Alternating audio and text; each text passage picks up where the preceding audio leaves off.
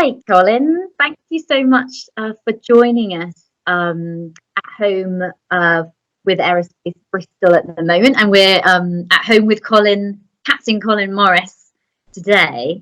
I wonder for those people who haven't met you, whether you can kindly introduce yourself to us. Well, I'm put on this planet to fly aeroplanes, I'm afraid. I've really got no other strings to my bow. It all started when I was a teenager, I suppose, at school, that I was put forward for a flying scholarship, which meant that the taxpayer, or the RAF actually, paid for you to get a private pilot's license flying in a Tiger Moth, which I did when I was 17, still at school. Stood me in good stead for my flying training in the Fleet Air Arm, which was a 12-year commission with an option to leave at 8. So by the time I was 20, I was flying Vickers Supermarine Scimitars from HMS Ark Royal, which was a single-seater, twin-engine strike fighter. Wonderful aeroplane, last of the great sports cars. And eventually, I had an option to leave after 8 years, and much to my parents' horror, I thought I would jump ship and join the airlines.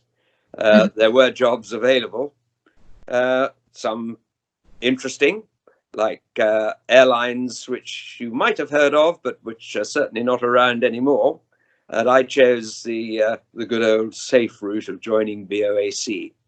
So I joined BOAC, flew 707s, 8 years as a co-pilot, 2 years as a captain, and then, hey presto, along came a tiny little window which gave me a foot in the door of Concord. And I grabbed it with both hands and never looked back since.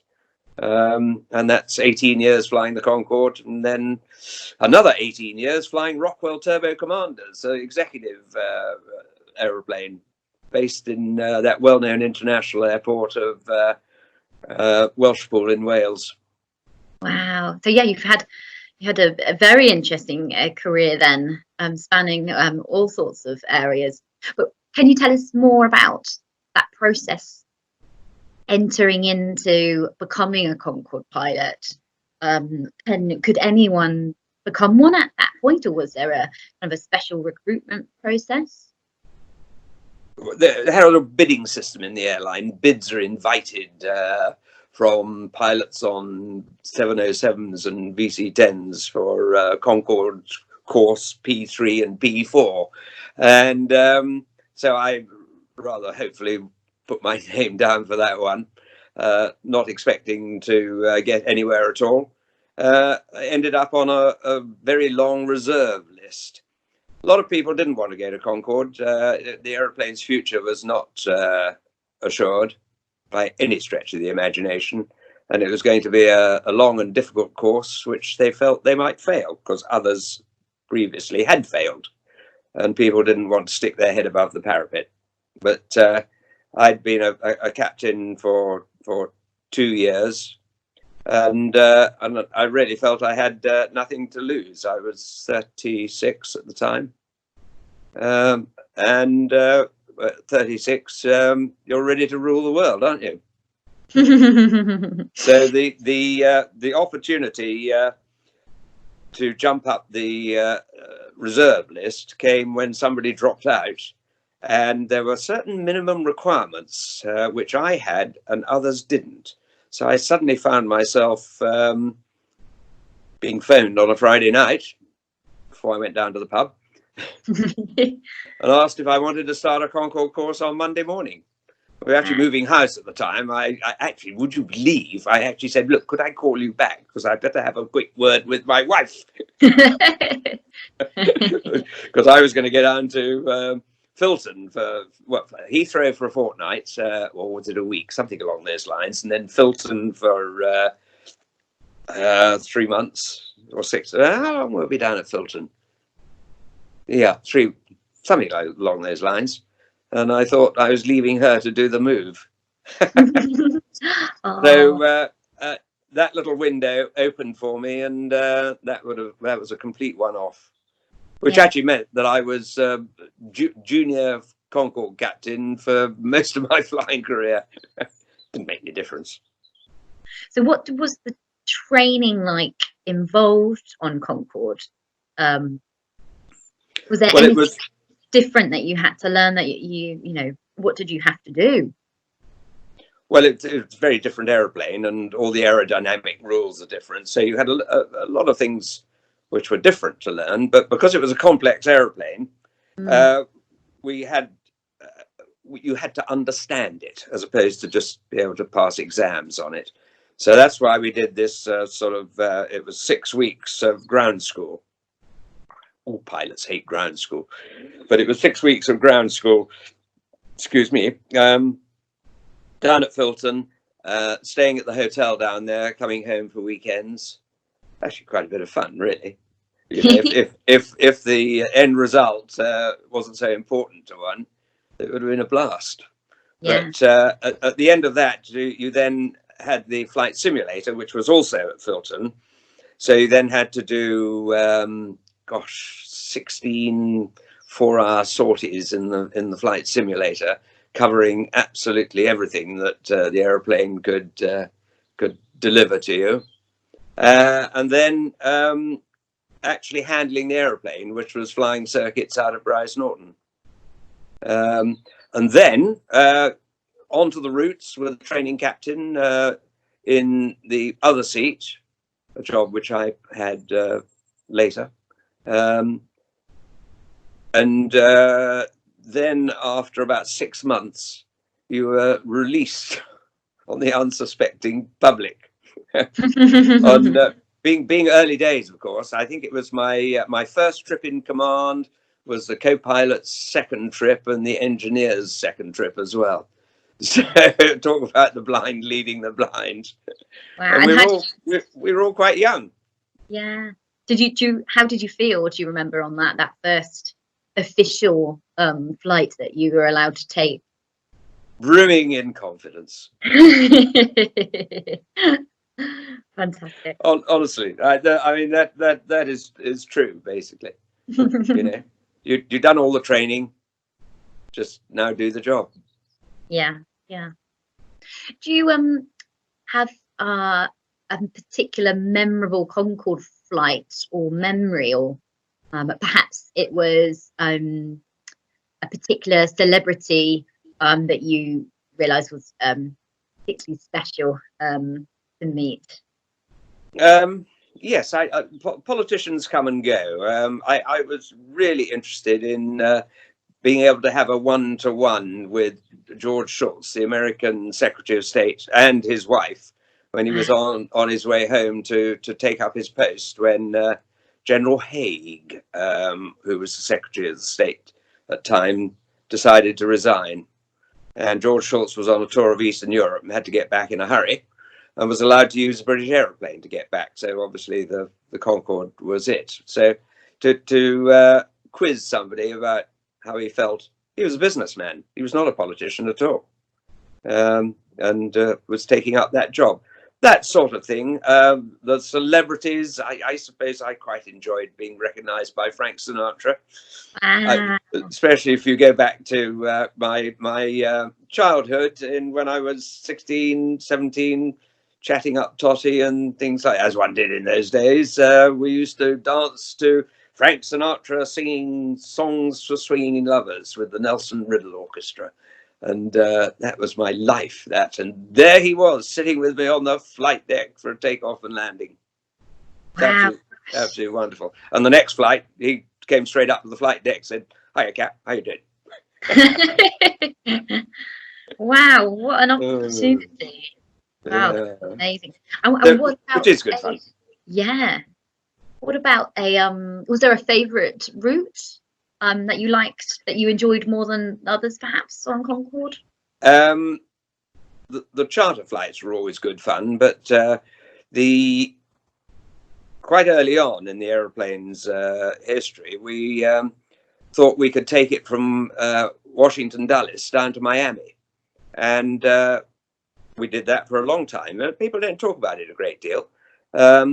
We turned the aeroplane around in Washington and was off down to Miami. Now that was a lovely little sector, that, because you have to go subsonic for a short time out of Washington Dulles down to Wilmington, North Carolina, and then you'd nip out into the ocean and you accelerate the aeroplane straight up to Mach 2, 60,000 feet. And as soon as you got there, after about 2 or 3 minutes, you have to start coming back down again and back down into Miami. And you could do Washington, Miami in about an hour and a half instead of 3 hours. And in a really harsh English winter, to go out for the evening in Miami and sit on the waterfront there with a pitcher of beer and have a good chat, and then fly home, be back in the pub the following evening in the middle of winter. That was really nice. But then that's the life of the airline pilot. But it was a nice little sector from the airplane's point of view. Mm-hmm. And if there's an article about somebody doing a flight with me, if you look that up on the internet, he's a playwright, and he wrote an article about and amazingly, he said, I seem to find myself out for drinks with them in the evening after the flight as well. So he wrote a rather nice little piece, I thought. Michael Bywater, that's who it was. Does that mean anything to you, Michael Bywater? I don't think so. Look it up. Look up Michael Bywater, Concorde, Captain Colin Morris. Oh, I will. Other special routes. The charter flights are always fascinating because the planning department would have to negotiate and plan a special route for a flight which may not have ever been done before. For instance, when we get down to Monaco, I did the first charter for Goodwood Travel. So we get down to Monaco, one would go across the Bay of Biscay and over Bilbao and then across Spain and out into the Mediterranean. The point being that you got the passengers up to twice the speed of sound, which is, they weren't in a hurry. They just wanted to go at Mach 2. So you'd go the long way round and it'd take about the same time as going the straight route. But hey, that wasn't the point. No, drinking champagne. Yeah, exactly. Drinking champagne and saying you went to Monaco at Mach 2. Yes. Wow. And then went to the race. Did you ever fly Concorde Alpha Foxtrot? Is the last British Concorde to be made, which is now in the museum in Aerospace Bristol. Do you remember any moments with that particular aircraft? Well, I like to think of it as our aeroplane. Our lovely aeroplane is a very important exhibit for the nation, and it's beautifully displayed there. And when I'm talking to the people, when I'm up at the museum on the days that I go there, I always say, look, you realize I flew this aeroplane when it was brand new. It's literally just come out of the paint shop and was released to a ham-fisted pilot like me, and now here it is, still in one piece. And I last flew it first flew it in 1977. No, sorry. When did it come online? It came online in you'll have to tell me that one. I can't remember when Alpha Fox first joined British Airways, but it was after I joined the fleet. And I flew it in 1995 when I retired. But I'd done, the Yeovilton Air Day with it, where I was escorted in my fly pass by a couple of Sea Harriers. And I've got a photograph of that at home. Wow. And I did the first internal point-to-point charter, I think is how it was billed.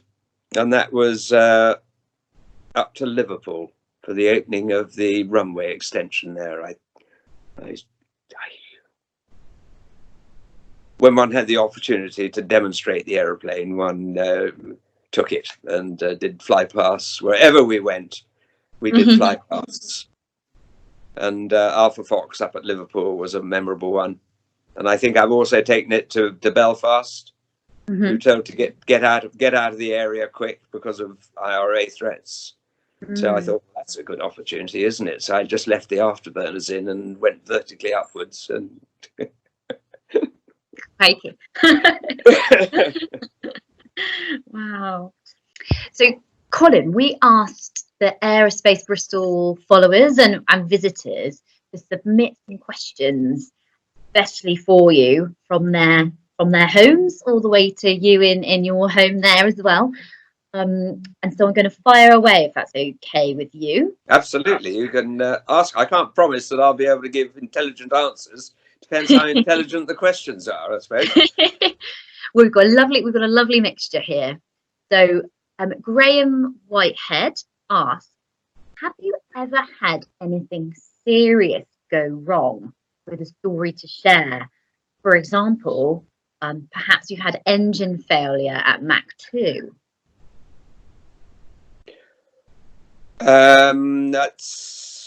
Yes, we have things that go wrong. Things went wrong all the time, especially in the early days. It wasn't so much. I never had an engine break up on me. I did have an engine have an overheating rear bearing while we were climbing out of Washington Dulles one day, and that required us to go into New York. And I landed at New York, and in fact, it was historic in that it was the first overweight landing that Concorde had done. We'd just got permission to, instead of dumping our fuel down to maximum landing weight, we'd got permission to land at 130 tons as opposed to 111 tons, as long as we only did it a certain number of times. And it was quite an interesting experience. At the heavy weight, of course, the landing speed was something like 200 miles an hour. So you had to find ways of getting that speed off before you got to the end of the runway. But that was a rear bearing. But the question really related to engine failure at Mark II. We've certainly had lots of occasions in the early days where we had to shut an engine down at Mark II before it failed. And those were very often related to oil pressure. We were running at a certain PSI, and it was managing to escape through the seals on occasions, and you'd lose oil pressure on an engine. You'd have to shut it down at Mark II. If you shut it down at Mark II, you have to descend to subsonic speed. And usually the best routine would be, if you could, turn around and go back to London, because there'd be a spare aeroplane there waiting for you, and you just pile all the stuff and the people into the aeroplane next door, and off you would go back to wherever your destination was. It was quite... A 747 used to leave about the same time for New York as the Concorde left, and we would get halfway across the Atlantic, suddenly discover we've got to shut an engine down. Real bore, because you then have to find your way into the subsonic traffic below you. You had to descend. There was no way you could stay up there. You had to descend. And you'd get the aeroplane back to London, and you'd swap aeroplanes, and you'd take off again, and you'd still get to New York before the 747 that took off at the same time as you. Wow. Incredible to think about, isn't it? That used to not amuse them terribly. You'd be in the bar before they arrived. Or to save them the seat. I did actually. That is a true story. That actually happened to me.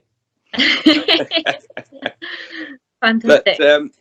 But the failure of an engine at Mark II was actually extremely well handled, and you didn't actually have to take the autopilot out. The autopilot would deal with it. I'm wondering if you're referring to the B-58 Hustlers, which, if they had an engine failure when they were at Mark II over the Atlantic, which is an American bomber, they lost the aeroplane. Oh gosh. We didn't do that. No. Well, that's good. So I've got another question here. Yes. This one's from Dean Rivers, and he asks, when doing a go around, What was the procedure with the nose angle and visor? Was it a case of leave it, get back in the air and then deal with it? I bet so long as there weren't any safety concerns, the sensation of acceleration must have been quite a thrill. Well, yes, Dean. I mean, go-arounds, very normal procedure. Passengers who are involved in a go-around relate it with great excitement to people when they get home, when in fact it's something which happens not with monotonous regularity, because it's rather an expensive game, all that extra fuel and all that extra time. But from the Concorde's point of view, a last minute go around, you don't need to use the afterburners or anything like that. The aeroplane's light. You've got the undercarriage down and the nose fully down. You'd apply full power, undercarriage up, nose to 5, and you'd leave the nose at 5, stop the speed increasing beyond 250 knots, and ask air traffic if you could just do a quick visual circuit. That's what I always did. They usually said, yeah, okay, if you can keep it tight. Being an ex-fighter pilot, I could actually keep my circuits quite tight, and you'd manage to get in without having to go back to the holding pattern and join the queue again, for which one often didn't have all that huge amount of fuel for. Yeah. Does that answer it, Dean? It's not a big issue. Yeah, no, that's a good answer. Thank you. This next one is from Penelope Bailey. She says, I'm sure you've been asked this many a time. When you first flew Concorde, did you feel a heavy weight of responsibility, or did it feel like business as usual? Penelope, that's a very good question, that. Feel a heavy weight of responsibility. I suppose if you've flown aeroplanes all your life, when you sit on the end of the runway and open the taps and start hurtling off down the runway, there is an amazing weight of responsibility. But it's not. I'm a responsible person by nature. You know, anxiety, perhaps, a little bit of anxiety. You know, you're unleashing something which you've got to control. I think the answer is it's business as usual, really. You're a true professional, keeping your calm, I am sure. Oh, absolutely. I mean, you wouldn't be there if you couldn't do that. Yeah, exactly. Good one there, Penelope. So our next question comes from Phil Cam, and he says, when doing air tests, for example, following heavy maintenance completion, were you permitted to fly the aircraft more than Mach 2 and 60,000 feet? Or was the absolute airframe limit anyway? Or I think he was asking, well, what was the absolute airframe limit anyway? Phil, as a line and training pilot, I was never party to doing air tests and things. The management pilots always thought that would be their little pigeon. And I think 65,000, I think it was taken up to on an air test.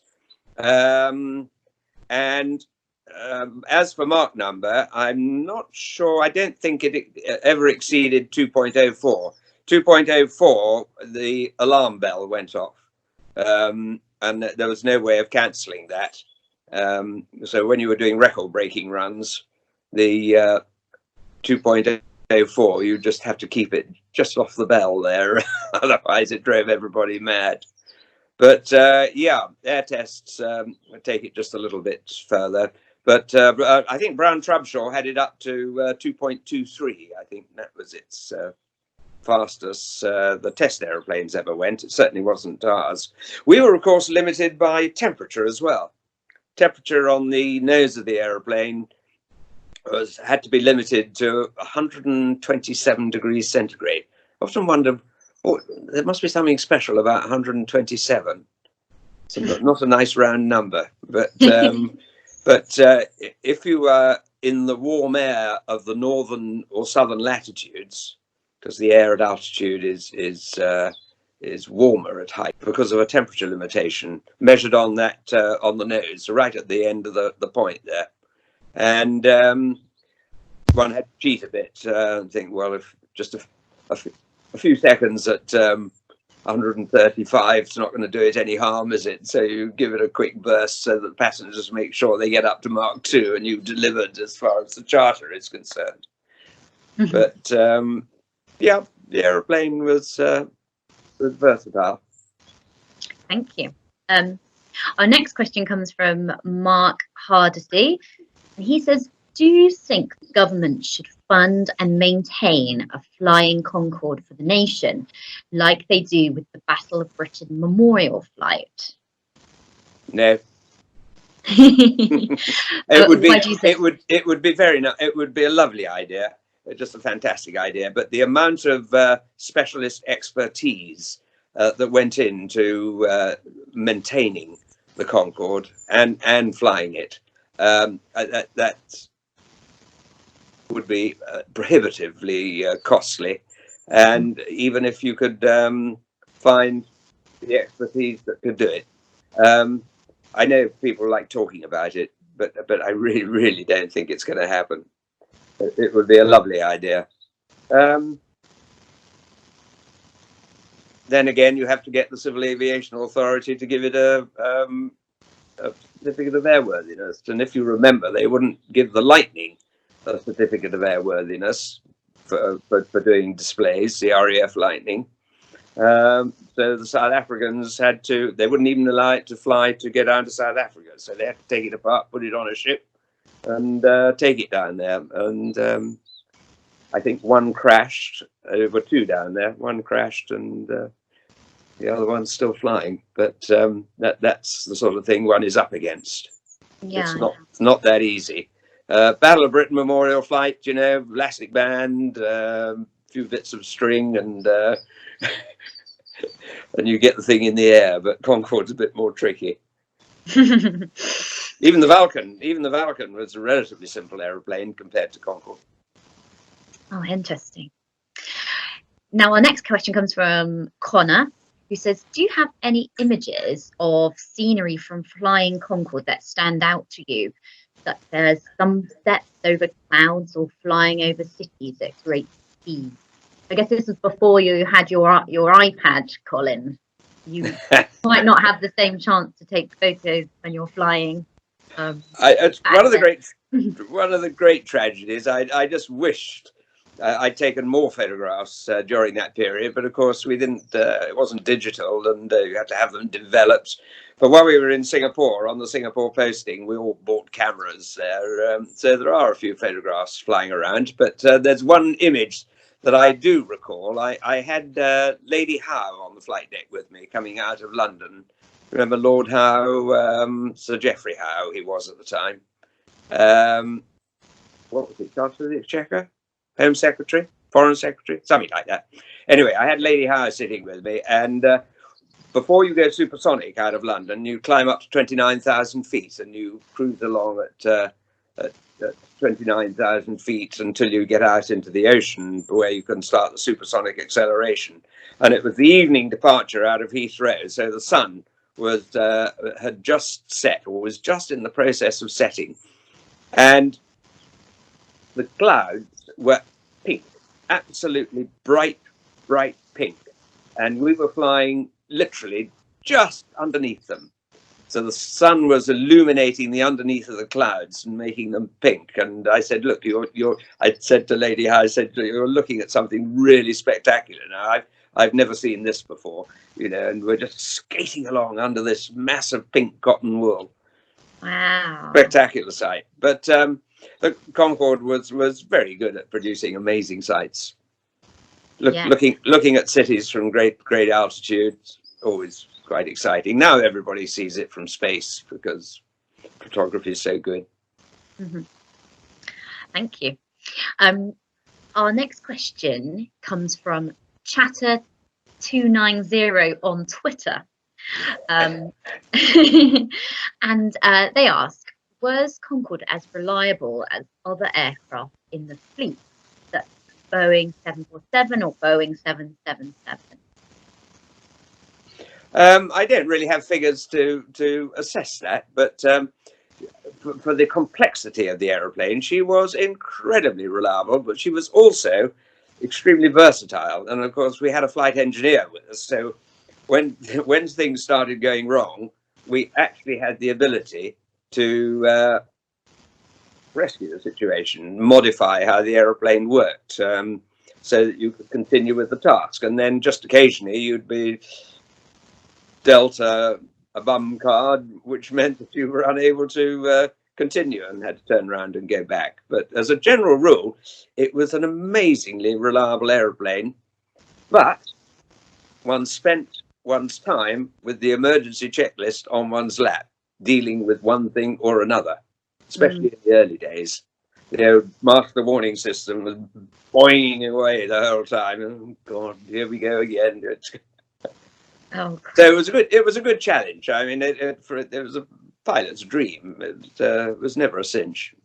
now this is a good question from Twitter as well, from Zigzag Geography, and they ask, if you were allowed to stick your head out of the window at top speed, would you have? At what? At hot? Top speed. At top speed. Would you have Well, stuck your head out of the window? I'm sure there's a lot of people who would have been delighted if I'd stuck my head out of the window at top speed, but rather dangerous. With the windows, the side windows are openable. Are they? But yeah, but not at top speed, or not in the air. Yeah, That's not interesting question. You know. Lewis East asks, do you personally feel that supersonic transport will return on a successful commercial basis? What do you think about boom technologies over the airliner and Aerion supersonic AS2 business jet? Well, that's obviously would be the next step if we are going to go that way. You know, suddenly all the balls are back in the air again, aren't they? At the moment, but a supersonic business jet, has one flown yet? I don't think it has flown yet, but it's definitely being talked about. It won't be a 100-seater. It'll be sort of 30-seater at the most, I would have thought. But we still have the problem of the supersonic boom. And although they're doing a lot of research on methods of attenuating it, it's still going to be there. And you know how people love to have a good complaint. You know, I'm sure I heard it. There'll be plenty of people monitoring, and that is still going to be an issue. In great volumes, I don't think we will see it. Anyway, we don't have to travel anymore, do we? We can watch beautiful places in the world on television and talk to each other like this. Now, Mike Smee asks, would you be open to sneaking into Aerospace Bristol with me and my 8-year-old son under the veil of darkness and taking her out for one last sneaky spin? Yes, but where would I get the starter from? You know, somebody's got to wind up the elastic band for me, and it would be a nice dream, wouldn't it? Nice dream. Amazingly, I haven't flown a Concorde for 25 years now, but I still dream about it. Oh, do you? Yeah. Oh, lovely. So deeply ingrained. Yes. Yeah. Richard Chatham says, we have met and I have given you the photos of the day you flew my father and brother around the bay on November 25th, 1981. I remember Richard. Hello, Richard. Yes, how are you? I have met over 30 captains and first officers up to now, and each give the attitude of a schoolboy with a new toy. What was the most exciting memory you have of flying Concorde? Well, you know, we cover this fairly frequently. It was such a continuous thing. but I suppose the first time you take off the Concorde, for me, that was at Bryce Norton, RAF Bryce Norton. We were doing our handling, having done all the simulator flying, which is interesting and exciting, but it's not the real thing. You line up on the runway with a Concorde, no passengers, small amount of fuel on board, and the training captain says, okay, open the taps, take off, and level off at 1,500 feet. And of course, you open up the throttles, so the afterburners light up, and the airplane just goes off like a fighter. But the holding it to 250 knots is the trick.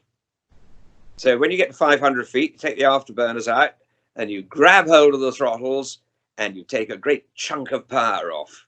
And you again, it's then the wonderful coordination of the skillful pilot to actually get the throttles back and pushing the nose forward just to hold it at 250 knots and level off at 1,500 feet. If you were not a wise virgin, you would suddenly go rocketing through 1,500 feet and the speed would go up. And but the thrill of the first takeoff, that's good stuff. You can't beat it. It is good stuff. But equally exciting is a heavyweight takeoff on a hot day, trundling down the runway. But it all happens remarkably quickly. And when it comes to going on holiday, you get onto this jumbo and you think, good Lord, I never knew the runway was that long. It just goes on and on and on and on. You think you're going to your destination by road. But yeah, it's the whole thing was a great thrill. One got a bit blasé about it towards the end. It's dangerous to get blasé with Concorde. It had lots of little tricks up its sleeve. We've got not so much a question, but we've got something from Liz Bustin here, and she says, Captain Morris, you were my favourite captain from JFK to London way back in '88. I think about that day every single day. Hello, Liz. It's great to hear from you. Those were good days, weren't they? Oh. We had a lot of fun. We had a lot of fun with the cruise. It was great teamwork, and of course, coupled with the fact that it was a small aeroplane with an open door, it was very much teamwork. Mm-hmm. Looking back upon it, we had a lot of cabin crew come through the fleet. They went on to do other things. They left and got married, but we started off with some very senior crews, and then we got some younger crews coming in, who some of whom had not been to New York before, so we had to show them the ropes and things. They were good days. Nice to hear from you, Liz. So that is a lovely selection of our questions from our Aerospace Bristol visitors there. Obviously, we find ourselves in a difficult time. It's a difficult time for everybody at the moment, with the museum sadly having to close its door because of the coronavirus at present. Yes, I know, but people they've got a lot of problems in life, but I still think one's got to keep normal life going, and it's really important that that the Concorde history is supported. I mean, it's a bit of United Kingdom important engineering history, and that Alpha Fox needs to be supported, and people mustn't forget it when they all come back to normal life, which undoubtedly will happen. Yeah. Maybe not in my lifetime, Moon. Thank you. We have a Concorde menu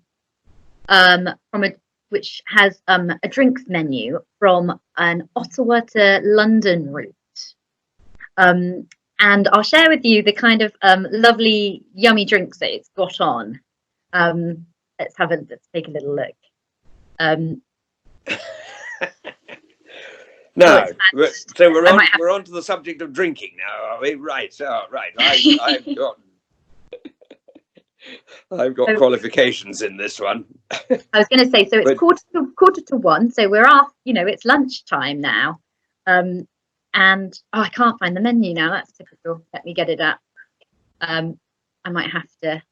so there's a Um, great list of lovely wines and things presumably on it, and lovely bottles of Dom Perignon. We've cleared most of the stocks of Dom Perignon champagne over the years, and there was